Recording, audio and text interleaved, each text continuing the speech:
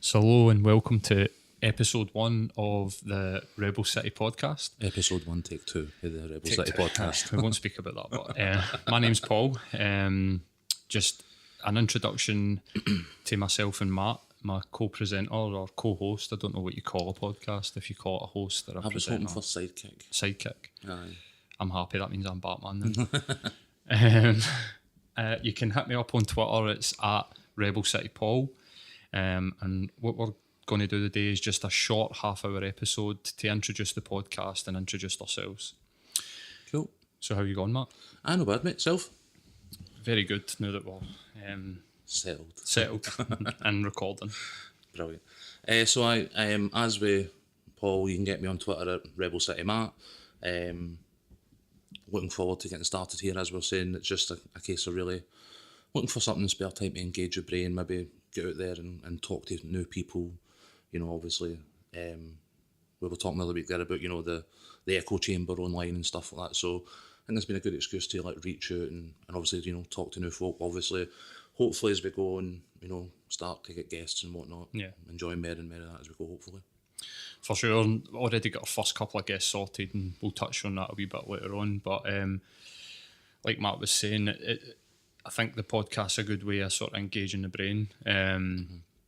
My motivation behind doing the podcast is exactly that. And when I thought about who I was going to do it with, you were the first person that sprung to mind because, like, I've got a couple of mates that might need a creative outlet, but I feel that it's essential. And if I was going to do something like this, then I wanted to include somebody close, but also somebody that might need this type of thing just as much as I need it. Yep. So that was why I had thought about it. But the main sort of thing about this podcast and what I want to do, other than speak to a lot of people, which is obviously definitely a motivation. I'm at uni studying to become a therapist, and part of that, my full first year's been a lesson in communication and how to speak to people and how to show people that you're actually listening, which has been really interesting. And I think that if the more people get to speak to, the better that I'll become at that. Can you teach me how to look like I'm listening to people? No, you just need to actually listen, unfortunately. All right, okay. Which isn't great, especially if you're not really that interested in what the person's telling you. I'll get to it eventually. Yeah. Other than that, I really want to use this as a platform to help people. About 2 years ago, I hate the term woke, but I woke up one day and found, to my extreme surprise, that I was heavily addicted to porn. And really what I did for there was just demolish my life, and I've continued for 2 years to try and piece it back together. It's been a long journey, but this is definitely part of that journey for me. And I think that it's something that I've kept really close to my chest when it comes to my mates. Definitely. So, I mean, I don't really know much about any of the struggles that you've had personally and sort of mental health. I think that we know that men struggle to speak about these things, so I'd be intrigued to know a wee bit about it. Okay. I mean, it is something that I've been kind of dealing on and off with in spells for probably my late teens. Like my first sort of big crash was during my sort of uni years, like third year at uni, where I was kind of doing English and politics. Crashed out, burned out, went back the next year, just wasn't for me. And then I've just kind of really been out in the world, kind of trying to find something to make mine. Like I did a wee bit of TV, a wee bit of radio back in the days when I was a gopher. So obviously this is something that I have a wee bit of familiarity with, even though it was a long time ago. Obviously I was pretty excited to be interviewing the First Minister one day, and when he asked me for tea, that was pretty much it for me. I was done. So you interviewed Alex? This would have been Jack McConnell. Jack McConnell? No, so the point is I thought I was going to interview him and didn't I? And Right. then that was me out of media. That was me done. So it was like. Right. So that was my last foray into entertainment. And the years since, I've had pretty good spells where my mental health wasn't too bad. Kind of mid-20s, early 30s, it just basically kind of fell apart at the seams. And like yourself, I was just basically forced to confront it kind of head on. But that still took probably a lot longer than it should have. And a lot of that was down to just kind of keeping it to myself, really. A lot of the time, like, I know now that it's important to talk, but that's that's been a process for me, so it has, like, and I've always found that it's been a lot easier for me to do with people that I don't know. So there's a group that I use when I'm in these sort of situations down towards sort of Celtic Park. They're called Lifelink, and they're literally just volunteers who make time for people in the community to, you know, educate them emotionally and talk through, you know, things like, you know, mindfulness and meditation, and just kind of being more aware of yourself, and through being more aware of yourself, being more in control. And I think that's kind of where I'm more now, that I'm as strong as I've ever been in that respect. It's no perfect, like, it's still a day-to-day thing, you know what I mean? Like, it doesn't really go away, but you learn to live with it. You know what I mean? I think that it's for me as well, that awareness comes with more awareness. So I think it's made me quite cynical. I think you were on the other end of the spectrum, where you've become quite involved in I'm going to go help people, and I'm going to go and learn and you know, kind of evolve as this person, whereas I've kind of went, well, do you know maybe what? not so much. I was you know? thinking about this earlier on as well, that we were two, like, men that have grew up in a similar environment, in very similar circumstances, but we've seemed to have went to the other two ends of a spectrum. That I think there's still a lot we share in the middle, but there's sure. definitely in the last, I would say, probably around about the 2 year mark that you talked about earlier on, that our paths have definitely diverged in a lot of respects. Like, I think that, yeah, but I think that with what you're saying, when you deal with a mental health issue, I think a lot of people struggle with that. When do I feel better? yeah, When am I going to feel better? And realizing that it's a practice, that there is no sort of, well, unless you want to go down a medicine route, yeah, there is no sort of patch or quick fix, and I think that kind of freaks people out sometimes. it does. It freaked me out for sure. But I think I think it's probably one of the things that I struggled the most to come to terms with, was that I wasn't just going to press a button or take a pill or, you know, flick a switch and it was just going to go away. You know what I mean? But I think that if I had somebody there that I had said to them, like, when will this end, and they would be straight up and go, it never ends. It's life. It's part of life, Yeah. and you need to practice at keeping your emotions in check and keeping your thoughts in check and these different bits and pieces. I think I would have felt a lot better about it. I think a lot of what freaked me out was I realised it, but I didn't know if that was true. You need to adapt to your own process. It's got to be individual to you. It's got to work for you. And it's one of the things that, obviously, having sort of failed to put that process in place a number of times through the years, the negative results of that are just something that you can't deal with. You know, 35, 36 years old, and you've got a family, you've got to get out of those habits, you've got to, you know, sort of combat those outbursts and, you know, sort of spells where you're no particularly good for anybody, never mind just yourself, you know what I mean? I kind of, as we were talking in the build up to this, we were looking at the examples of toxic masculinity, and, you know, guys like us who face these scenarios and don't deal with them properly, and what comes out of that is, you know, it's changed as the age has changed in the 21st century, you know what I mean? sure. But, you know, back in the day, it was that, you know, we just disappeared inside a bottle of whiskey and, you know, sat in a corner and, you know, seen it until we hit the average life expectancy and pots were clogs, you know? Whereas now there's guys out there who are, you know, advocating mass murder, you know what I mean? Because they kind of get a girlfriend online with these incel guys and stuff like that. I mean, it's, What we tend to do nowadays is manage your condition. For you sure. know what I mean? Like, what we tend to do nowadays is we tend to project, and I think that the idea that we have any kind of control over something that's so out of control. So if somebody came to me and said, when I realised what was going on, and I think that in other episodes I'll probably go into how I realised, basically physical symptoms. If they had said to me at that moment, in that sort of crisis moment, oh, by the way, you've done this to yourself. Aye.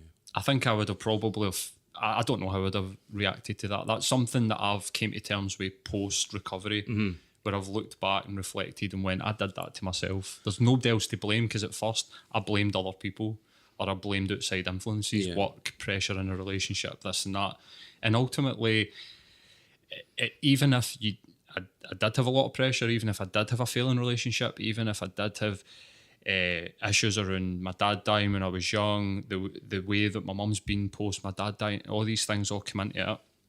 I've still done that to myself, and I've still allowed myself to get into that situation, and that's something that I really focus on is how did I let myself get there? I sleepwalked into it, and it's a horrible feeling, horrible feeling. How I would imagine most people experience addiction is that it's one of these things that is not really an issue that becomes a bit of an issue that becomes a big issue. You know what I mean? Like, as I say, in previous times myself, I've had bouts of alcoholism and stuff like that in my younger days when I just didn't have the first clue how to process what was going on, you know, in my head. As I say, nowadays it's something you've got to go through. You know what I mean? Like, and as you say, it's something you've got to take a level of responsibility for. You know what I mean? Like, the problem with that is that for a lot of folk, and myself included, like at my worst, you know, I feel quite disconnected from myself. I feel like as much as the lights are on, I don't often feel as though at my worst there's actually a lot of like active control. It's just I'm just sort of passively viewing. It's like numbness. Like sort of train crash happening in slow motion. You know what I mean? So it's a tough balance. I you know had a different experience, and I've for everything that I've read online, and I've read a lot, like I've read a lot about porn addiction online. Okay. For everything I've read online, it seems to be something that gradually, but for me it felt like I was fine, and then something like a light went off my head and went, what's going on here? And as soon as I said that, asked myself that question, everything started to fail. Like my psyche, like my everything. I just felt like everything. It was almost like I was like holding everything up, and it was like I'm fine. And then as soon as the voice in the back of my head went, maybe you're no fine, it just crashed down on top of me, and I had to fix it that day. It was like I can imagine that for you. I don't imagine you spent a lot of time dwelling on it. That's part of I think that's part of the person that I am, where I was like, this ends right now, and and that was it. I drew a line in the sand, and I've never really went back. I mean, as far as like this is what I was going to ask you. This is what I was leading to. Did you find post alcoholic spouts? Did you think it was? So did you draw a line and go no drink maybe for 90 days? The way that like recovery would actively say, don't ever go back unless you feel like you can control it. Actively worked a program. There was a period of time when I was recovering for the first sort of bout where I went, right, I think I run up like something like $3,000 like credit card debt in like 6 weeks on just nights out, drinking, drugs, the whole thing, the whole 9 yards were involved. Sounds like fun, mate. Well, they were. Like, not going to lie, but you pay the price. I was aware, having done like a tiny bit of psychology in my first year at uni, as some of the steps involved in these, you know, step programs, and, you know, removed myself from my circle of friends and deleted phone numbers, and basically just kind of like locked myself up for, you know, probably 2 or 3 months, I would say. I can remember that. Because I think we really had kind of reacquainted ourselves with each other at that point. And I think he's come along at the right time, because, you know, this new circle of friends kind of popped up at the time when I was having to get away for the old one. I can remember that time, and if this is the weird thing, this is the stuff that like I'm learning about, and I was speaking about this yesterday. Is about perspective. I've got nothing but good memories about that time, and nothing about good memories about spending time with you. It's no, somebody was to be like, you were spending time with an alcoholic, and the ideas that would come up into your mind about what that would be like. I mean, we used to sit and listen to music hours on end. Get stoned. Go out. Do you know what I mean? We were young guys, you know what I mean? We were young guys, and For me to The think problem back, is that I was doing that with you on a Wednesday, and then with another group of folk on a Thursday, and then Friday, and then back with you on the Saturday. And like, although we were seeing each other twice a week, I was on it, 24/7. 7 days a week. You know what I mean? Like, it was. The Am Road was jokingly referred to as the house of the rising sun. You know what I mean? Like, just because you were always there, was the windies cracked. You know what I mean? It was madness when you look back on it. if the podcast takes off, maybe we'll get a plaque with it. Inside Am Road one day, mate, with House of the Rising Sun on it. That bastard diamond lived here. Aye, perhaps. So, both massive Celtic fans, Yep. season ticket holder, ex-season ticket holder. I work retail. Sounds like an excuse, but previously I would buy my season ticket and work retail and just be like, I'm funding the club, but I can't afford to do Yeah. that. I genuinely can't afford to do that I anymore. think we'll So have breaks. I've had I've breaks gave it myself. up. I'm going to get back. The thing about it is that in last season, 2 seasons ago, I was like, I don't want it. Last season, I was like, I might. This season, I'm like, a day. Next season, I'll probably get my season ticket. Aye. If I can get one, that is. Getting close. But the podcast, even though I'd be really keen to maybe touch on some of the Celtic stuff, Yep. it isn't really about that No. for me, even though it's called Rebel City. The Rebel City thing is more about, well, I think the rebellious nature of Glasgow. You know what I mean? Like, I think, I'm reminded this week with, the 100-year birthday of Nelson Mandela, how he received Glasgow and, his freedom. Like, I remember as a youngster, the poll tax and the protests that went against Thatcher and even when, in the world of social media, you go back to the Lost Glasgow posts about, Churchill sending tanks into Glasgow, like, it's always been a rebellious place, you know what I mean? For Like, sure. and that, for me, rings truer than, any sort of football connotation. As much as I'm Celtic man, like, it's, as you say, it's not really going to be the focus. I think there's definitely some interesting stuff going on in and around the club. I think, the recent thing about, being the first club in the UK to have safe standing, what are the implications of that for the rest of the UK? I know other clubs are trying to get it and can't. Things about, the female sanitary towels and products. I mean, that's brilliant for me. You know what I mean? Like, it's Me too. right fitting in with the the founding sort of ethos of the club. But the What was football really side, I would rather talk about football in general. I'm a big Yeah. fan of Scottish football.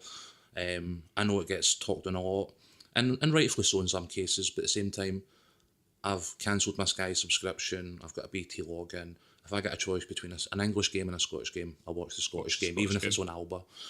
So, I'll definitely like to talk about it in a more wider sense. What was intriguing for me with the sanitary towel situation was the amount of men that come out and were like, what? And it's like, how does it impact you? I don't, yeah. Why does it even bother you? Crazy. If don't anybody, they can hit us up on Twitter if anybody's got a comeback for that. But if you were genuinely sitting and posting about, I don't think that women should get free sanitary towels at the football, you're a moron for me, unfortunately. It's no impacting you. It's no costing any real money, and it might actually genuinely help somebody who was in need of help. You know what I mean? So it's all good for me. Aye, perfect. But other than that, politically, like, how we doing on time? 10 minutes. Politically, I'm a bit of a nomad. I've went for Labour to SNP to just being pro-independence in Scotland as far as the microcosm of like the UK goes. I voted against Brexit. I voted for Scottish independence. Same here. I don't really want to say that I'm anti anything, but I'm definitely anti Boris Johnson. That's for that's for sure.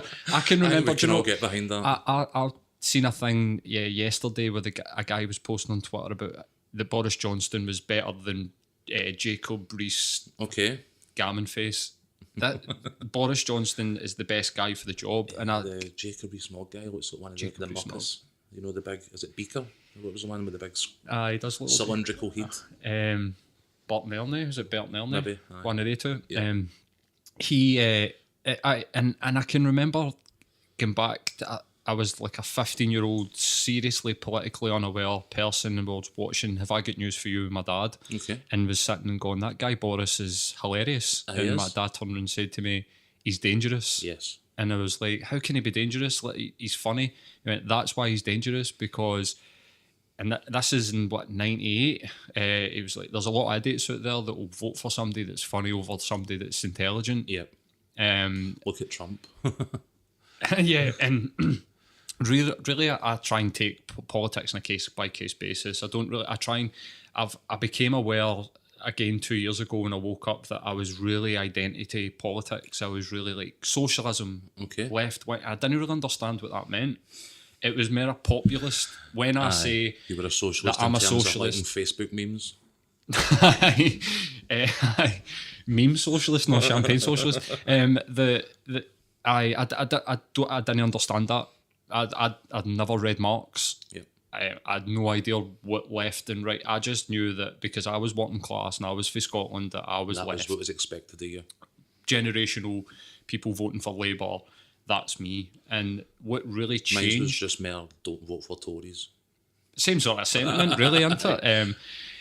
And that's really my political outlook. I don't subscribe to anything. I think that this is part of our problem. Is that we've been just divided into left and right, and even if you're marginally left to the right, you're a communist, and Yeah. even if you're marginally right to the left, You're a Nazi. you're a Nazi. Aye. And I think that this is part of the discourse that we're seeing in society, and it's part of what feeds a lot of sort of potentially mental health issues in people. It's fragmenting us Yeah. into this real Divide and small, conquer. and I think that's part of divide and conquer. It definitely is. I mean, you only have to look at, as we say, like Trump, Brexit, Cambridge Analytical, all these kind of like big data tech companies that, break down every microcosm of what we say and do online to then drive wedges between us. You know what I mean? Like that is the entire purpose of it. It's resulted in the fraudulent victory in, 3 of the last major elections, Brexit, Trump, general elections, potentially even, suggestions that it goes as far back as Indy Ref, as though, although, I think we just get beat fair and square, to be honest with you. But you hear the murmurings, no other to be, believed. But at the same time, there's a lot of it going on around the world. And it is at that, as you say, identity. You know what I mean? Like when you look at it, it's Trump talking about bad hombres and, Nigel Farage standing in front of billboards with immigrants lined up as though it's like Nazi propaganda. And this is like 21st century Britain. It's absolute madness. You know what I mean? It really is. It's what's really getting my goat is that the same people that are standing shoulder to shoulder with guys like Farage go back to that we fought the Nazis, and it's like, but you're standing shoulder to shoulder with somebody that's, even if he's not a Nazi, it's the same ideology. Aye. And what we're doing is we're making these same mistakes and again. It's almost like 2008 housing market crashes, like the Wall Street crash, and it just seems to just mirror in a way that I don't understand why nobody else can see it, but I can understand why people don't see it, because it's not reported. Nobody knows about it. I read an interesting thing or watched an interesting video by a guy on Twitter that kind of analysed what's happened with Putin, Trump, Yep. Theresa May, Jeremy Corbyn, and this sort of Cambridge Analytica stuff, and it's really interesting. So I'll maybe post something about it on the Twitter feed, because I think we're going to run out of time. 6 minutes left. Well, I mean, I'm actually in the process just now. Part of what I'm doing in the background here is obviously doing a bit of reading, something I've always enjoyed and kind of fell away from. And I kind of started, I seen on The Daily Show, a guy called Michael V. Hayden, who was the former head of the NSA and the former head of the CIA.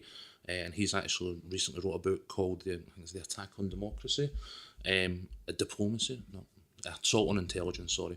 And it's basically him breaking down this sort of post-truth, and it's quite interesting.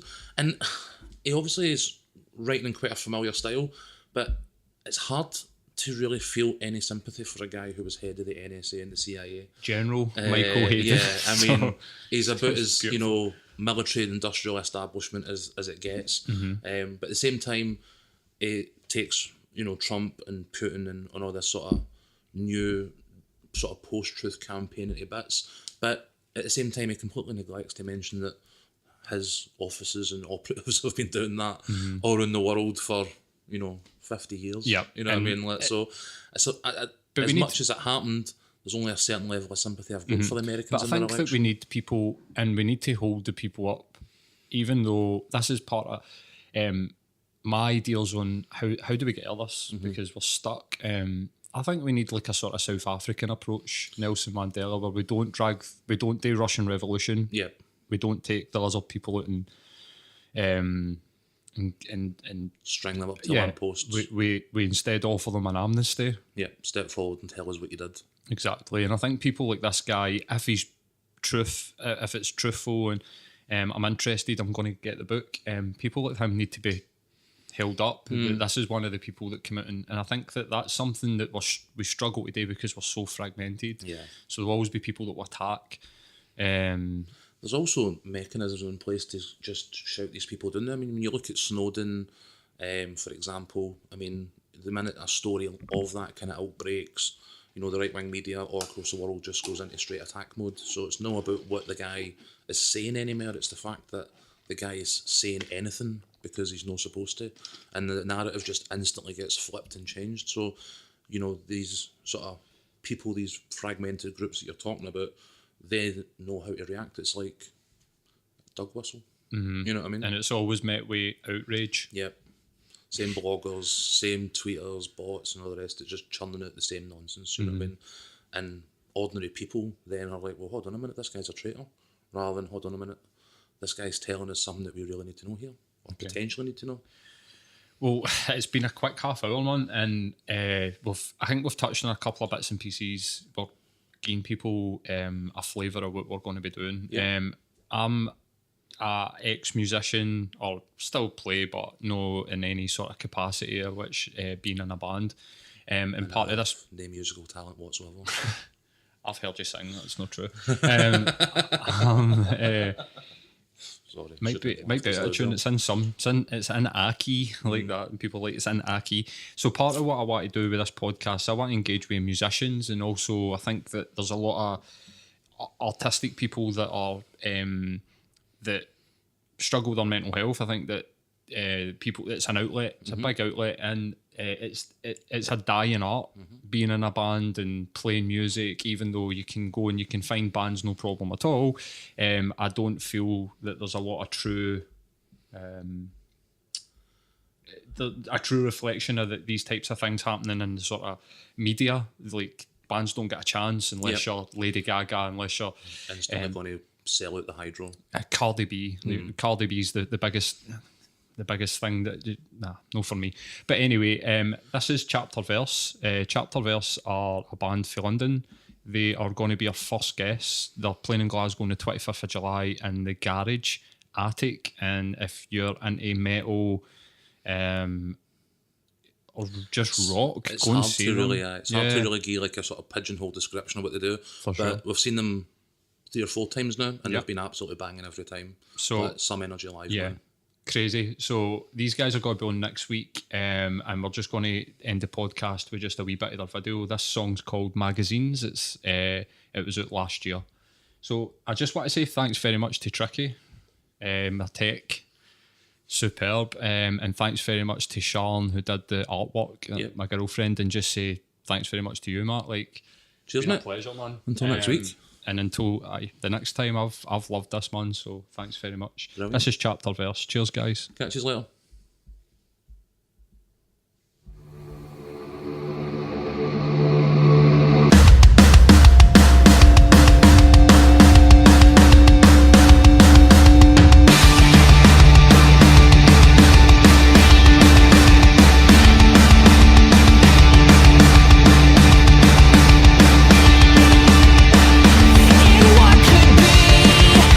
Final moments, the final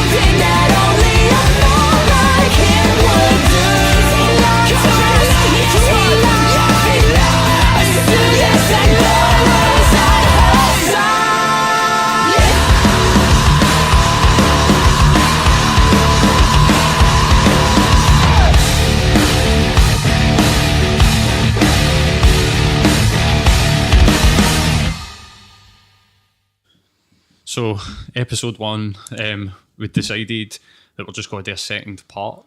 Maybe another 20 minutes, half hour, we'll see what happens. So, we'd finished on, before we had went to chapter and verse, we'd finished on politics and our political outlook, and I was saying that I'm a bit of a nomad. I don't really know where my political allegiances lie. It's case by case basis for me. But I know that you've got a history, like education around politics, so your political view and outlook's something that I respect. And when you speak, I listen. That's and so I'm really interested to know like how you see what's going on just now, because we're in a really interesting political time. We definitely are. Yeah, I mean, as I said, I think earlier on, I did a bit of politics at uni. It's always something that I've had an interest in, kind of similar to what you were saying earlier on about just coming from an East End sort of working class background. There are certain things that get drilled into you at a young age in certain circumstances. And it just kind of took with me. I think it's primarily because I really enjoy arguing with people a lot of the time. And that kind of sucked me in a bit. But primarily, I think, at the minute, especially in America, like I've always loved like following American politics. And it's kind of like I was saying to you, I watch it the same way that other people watch the NFL. Like, I'm not expecting anything meaningful to come out of it, but at the same time, it's a fun sport to watch. So watch the podcast where they said that politics is WWE. In a lot of respects, this is exactly what American politics and is. It's crossed over because Trump was in the WWE, now he's in politics. So maybe that's why he's made it this far, is that he knows how to choke slam somebody, But I think just the way the two of them go up against each other. I mean, we have the recent example where at the end of the Obama administration, the Republicans just jammed up his Supreme Court nominee. Some of the lies they told about procedure and whatnot were just hilarious. The result of that now is that Trump in his first term is now about to appoint his second Supreme Court justice, and it's like a frightening time for a lot of Americans, because this is something that is a check and balance in the American system, and it has changed a lot over the years in terms of abortion, in terms of gay rights, in terms of civil rights and all that kind of activism that's happened since the 60s all through America. And it's all at risk now, because for potentially, these 2 lifetime appointments, there'll be a majority conservative sort of decision-making process in place, and you're talking 40, 50 years. So it's all on the table again, gay rights, abortion, it's all up for grabs in America, and it's potentially a massive step back for everybody. The Supreme Court justice are the people they're like the lawmakers in America. So they're the sort of final decision. So if somebody has like constitutional questions or questions of law, they go through their various stages in the build up to it, but the longer and more they appeal these things, the higher up the court process it goes, and it eventually ends at the Supreme Court. So I think one of the main examples you might have heard of is the gay cake makers, where there was people asked for a gay wedding cake and were told no, and that kind of just went the entire distance and then led to subsequent sort of changes in the law. So when these guys make rulings, it sets precedent across the rest of the country, even though as federal states they still have decisions to make. Okay, so these 2 that have been appointed, who are they? Off the top of my head, I don't remember their names, but as it stands, they're both sort of Trump appointees. The first guy, I remember his face, but not his name. Sorry. Right.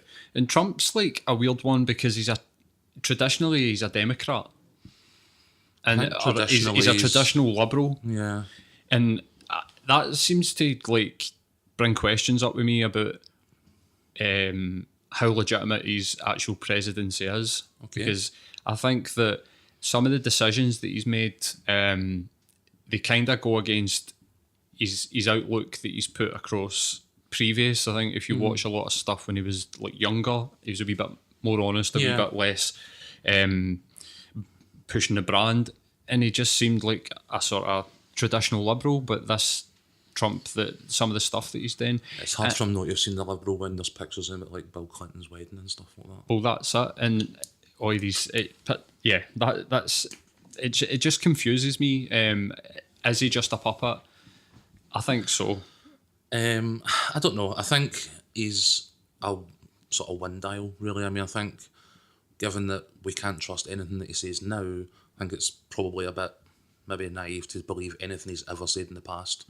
I think he's always just adapted to what his surroundings require him and what he's trying to achieve at that period of time. I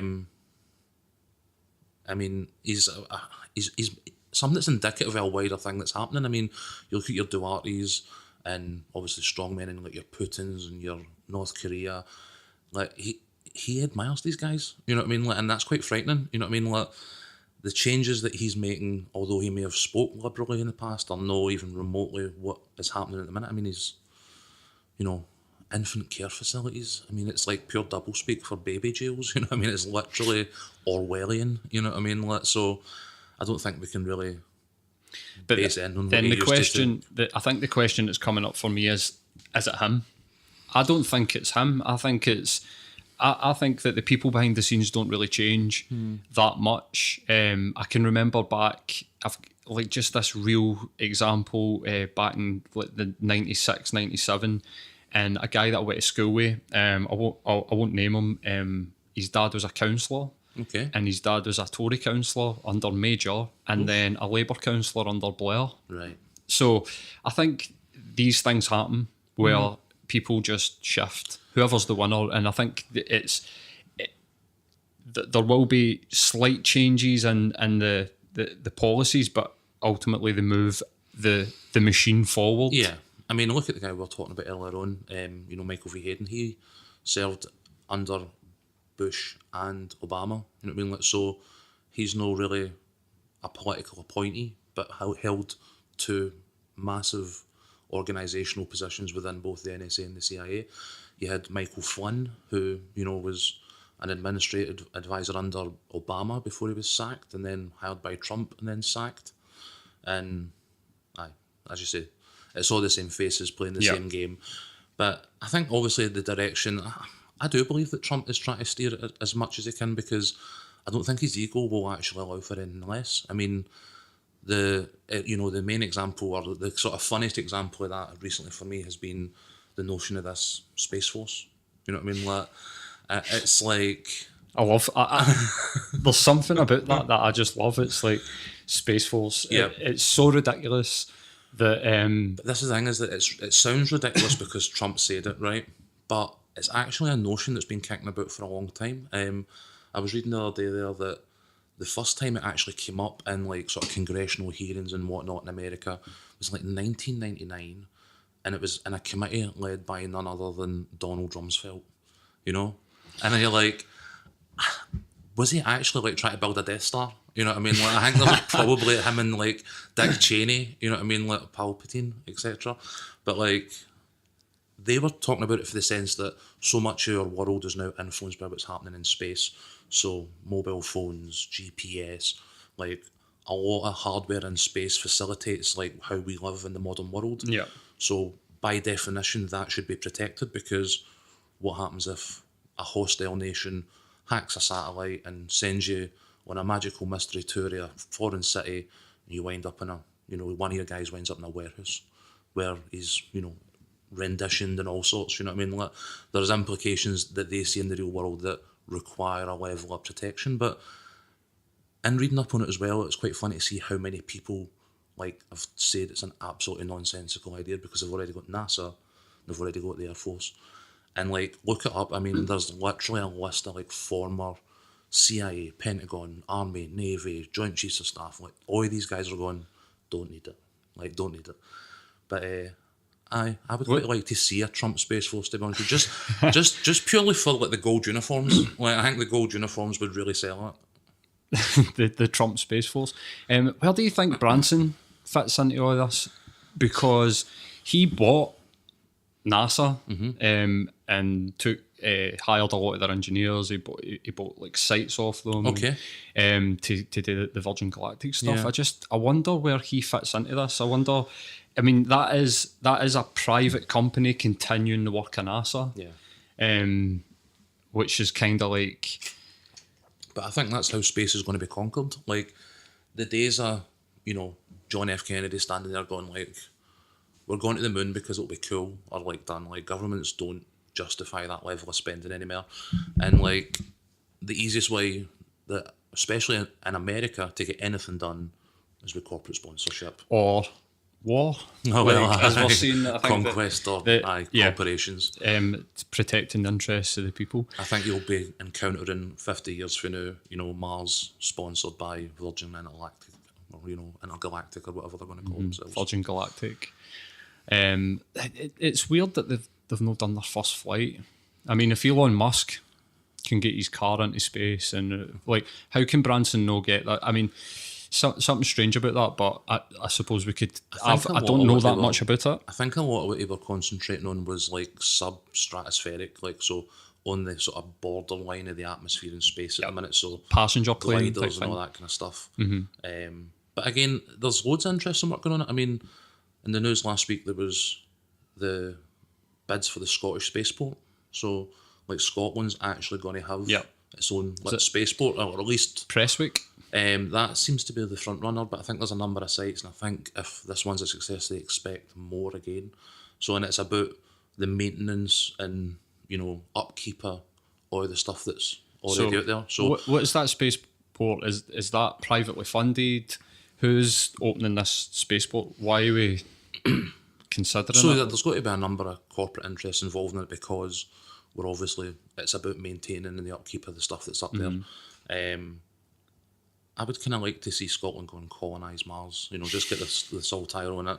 We don't need independence anymore. We've got Mars. But again, that's probably a while off. But there's got to be government funding as well. I mean, the future is all this stuff. So the sooner that we get a grip of it, the better. Do you believe in extraterrestrial life? Oof. Because I've got. I believe in the possibility of extraterrestrial life.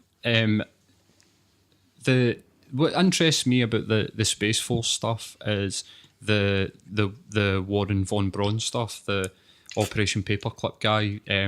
If anybody's interested, I would recommend that you go and read about Operation Paperclip, because it's basically the Americans and the Russians divvied up the intelligence community post Second World War. They took the Nazi intellectuals and divvied them up, and Warren von Braun was the guy that invented the rockets, the Nazi rocket, and he then invented the rocket that took them to the moon. Right. This guy on his deathbed told his nanny, who he was in love with. Okay. So you can Google this and have a wee read. On his deathbed, he told her about what was to come, and this is in 87 or 88. I'm not sure. It was in the 80s. I'm pretty sure that the guy died, but and he told her that first they would get rid of the dictators, then they would create an army with no nation, which is ISIS, or the terrorism, like the war on terror. Yeah.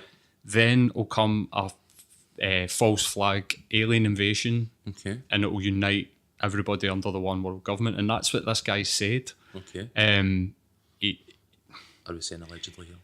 Well, this is. I mean, I think it was documented that this is what the guy said. Whether or not it's like nonsense, whether or not like what I think what's telling was is that his nanny he tried to like marry her, and she was like, no, and like it's not going to be like that. But being a Nazi was a deal breaker. I think it was, and but he said that he loved her, and this is why he was telling her these things, and a lot of it came true. If it was said in the 80s, and like it's hard.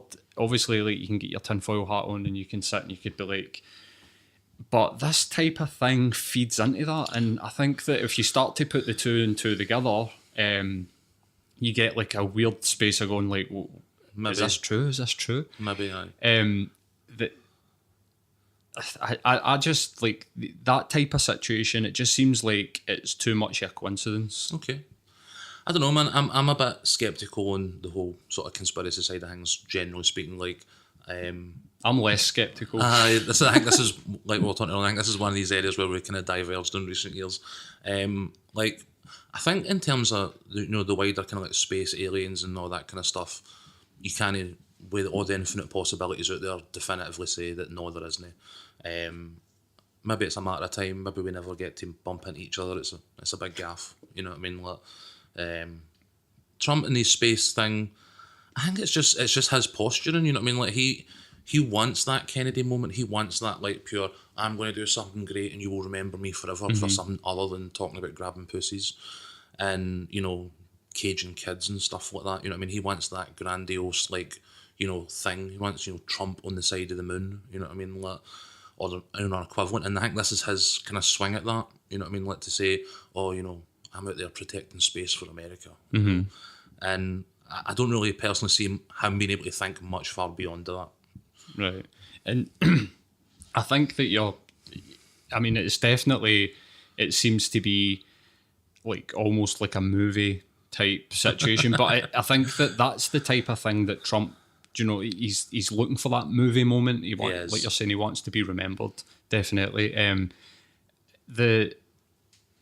So like with the Trump and the Space Force stuff, do you think that could potentially be because he promised that the war in the Middle East would end, and so obviously like there's the industrial war complex that would create a massive hole, and the money that they spend on like their army and especially in the Middle East just now, it's insane. Yeah. I mean, they ran out of bombs in 2016 because they just dropped bombs. So that's just burning through to replace. I mean, absolutely. We know that they did that in the first Persian Gulf War. So that was one of the big sort of kickbacks for the guys. The question is really, is the Space Force a way for him to keep that promise so that his legacy is intact and he ends that war in the Middle East, but the industrial war complex can continue to spend, and in fact spend more because they're going to need to spend in rocket ships that are going to take people into space. Yeah.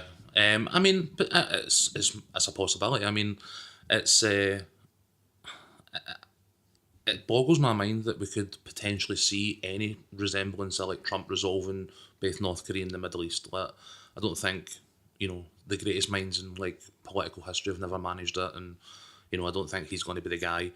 But at the same time, one of the biggest sort of criticisms that the guys that we're talking about, the Joint Chiefs of Staff, the head of the Navy, the, you know, head of this, that, and the other, that all rejected the Space Force were the reasons for money. They're like, it's just a boondoggle. Like, we have all these structures in place. We don't need it.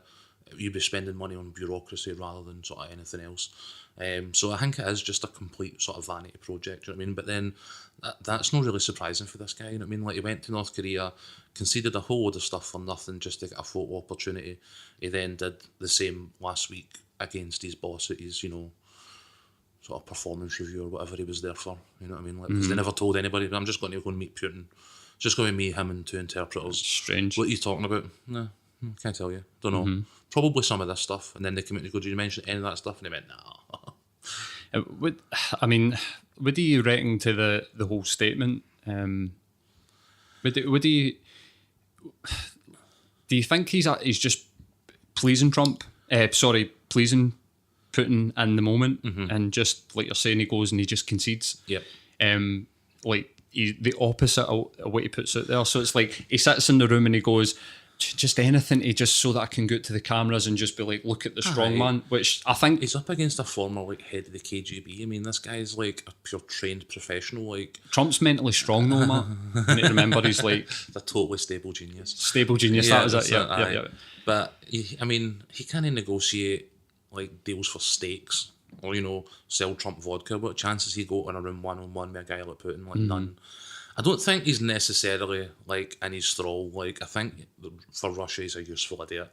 So as they have a mechanism in place for the disruption of, you know, obviously the election, they were hacking, and you know, there's been indictments and arrests and people taking plea deals already. So we know that the witch hunt he talks about is complete nonsense because like 4 of his main guys in the campaign have already taken plea deals. Now, admittedly, no for collusion, but the investigation's thrown up so much dodgy stuff that they've all had to take it on the chin. So I think that the Russians definitely did it. Yeah. But at the same time, I don't think Trump was actively involved because you couldn't trust him not to make an absolute cunt of it. Of course, and I think that comes back to compartmentalising Why They would they would let never. Trump in on it? They would Because then never. it's like letting the idiot in the secret, and he's just going to get away. So I think that I think that's spot on. The report for Congress showed that like American 160 million Americans were exposed to like controversial content on Facebook alone, just as a result of obviously Russian interactions and interference and stuff like that. I mean, they had like actual troll farms, you know what I mean? Like, which is a concept that absolutely boggles my mind. Like, an entire building full of people who are just paid to just ban people up all day. Like, I could get behind some of that. It's Like, I was just about to say. I was just you know what about I to mean? say that it sounds quite cool. But that'd be great. But for my interactions on social media and personally, when I have negative interactions online, I don't feel great about myself. Aye. I don't. It's just. It's not something that I'm like. I feel bad about, or that it's just something that happens to happen. It's like As in when you're negative or when No. somebody's negative to you? just Either or. yeah, either or. And I think that the people that are maybe in the types of farms, they probably have some kind of fucking psychological impact on them being Aye. that negative all the I time. mean, I think in terms of my own personal social media use, I still am kind of in the bubble at the minute. Like, some we've talked about in the build up to this was following people that kind of obviously go against the narrative that we already have in our own heads about stuff. Maybe obviously get a bit of chat about it, you know what I mean? Hear people out. That's kind of part of what we're trying to do here. I kind of struggled with that, to be honest with you, because of some of the you know, some of the alt-right guys that we were looking at just for the sake of seeing what they're saying. Like, I found that like relentless negativity quite off-putting, and ended up, I think I lasted about 5 days, and I was like, look man, I'm not following these guys anymore. You know what I mean? Like, so I think I did kind of insulate myself. It's something I maybe need to work on, but at the same time, I don't have a lot of negative interactions because I really just talk shit about football with people I don't know. You know what I mean? And I think that a lot of the times that's like interacting within like the comfort zone, or Definitely. like, and you're right, when you take yourself outside that bubble, it's kind of shocking in a way. Like, you see some people's views, and you're like, how could anybody think Aye. like that? Part of what I'm studying at uni's, well, you were saying earlier on the communication skills, and part of it is try to put yourself in other people's shoes, and try to see the world the way that somebody else would see it. And that's it. It's really difficult, but it makes it easier for me to read these things, because I can know that I could ever put myself into the mindset of that type of person, but I try and think about what causes a person to get to that point. And that makes it easier for me to digest their absolute disgusting views. Or I ask myself maybe a question of like, what has that guy encountered that he thinks like that? Yeah. Rather than just like, I don't like that, I don't think like that. What is going on here? And it's difficult, but it opens you up to different things. And Yeah, I mean, I'm not necessarily, you know, the snowflake in that sense. I do have a level of, you know, negativity that I see, but at the same time, if it's ever directed at me, I don't like. don't let These it are bother you. these are people I don't really know. These are just, you know, characters on a screen a lot of the time, and I just kind of let it go a lot of the time. So it's not something. I've been quite fortunate. I don't spend a lot of time worrying about the opinions of too many other people. You know what I mean? Maybe that's something maybe I an need to work extension on. of it. Maybe. Rather than anything else. But anyway, we'll just wrap it up there, man. Like I said, it's just to get a flavour of our opinions and how we're going to speak and what we've got coming up next. We've got Chapter Verse, we've got seen their video, and we'll introduce the next show then. So cheers, Matt. I've had a ball, mate. It's been really good fun, man. I'm looking forward to doing more. And cheers to everybody for their contributions. Thanks to Well, I Tricky again, appreciate man. it. Amazing. Cheers, guys.